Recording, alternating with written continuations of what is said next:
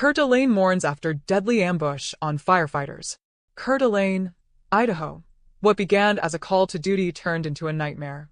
On a quiet Sunday afternoon, just as the sun kissed the tree-lined ridges of Canfield Mountain, brave firefighters rushed toward what they believed was a routine brush fire. But they weren't just walking into flames, they were walking into a trap. What followed was a chilling ambush that left 2 heroes dead, a third seriously wounded, and an entire community heartbroken. They came with hoses, helmets, and hope, ready to protect homes and land from fire. But as they arrived on the scene, a hidden gunman opened fire from the wooded hills above. Bullets rained down where water was meant to flow. Radios crackled. Crews scrambled. Chaos unfolded where calm once lived. One survivor described it as a war zone we never saw coming. A sinister plan.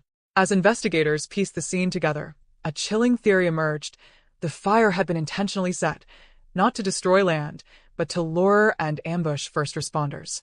By sundown, SWAT teams had scoured the area and located a lone suspect, armed and lifeless on the mountainside. Authorities believe he was the shooter, a man who turned a fire into a death trap.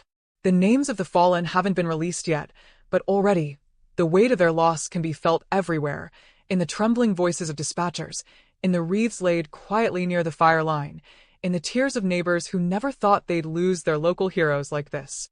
They weren't just firefighters. They were fathers, sisters, mentors, and friends, people who ran toward danger so others could be safe. Coeur is shattered, but not broken. Vigils are being planned. Flags are at half-staff. And support is pouring in from across the country for the families and crews left behind. The community's message is clear. You may have taken our heroes, but you will never break our spirit. As investigators continue digging for answers, looking into the shooter's motive, planning, and background, calls are growing louder for better protection for those who wear the uniform. Firefighters across the country are standing in solidarity.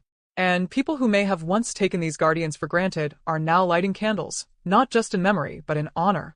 In Coeur the smoke may clear and the fire may fade, but the bravery shown that day, the sacrifice made by those who answered the call, will never be forgotten. They faced fire. They faced bullets. And even in their final moments, they didn't run.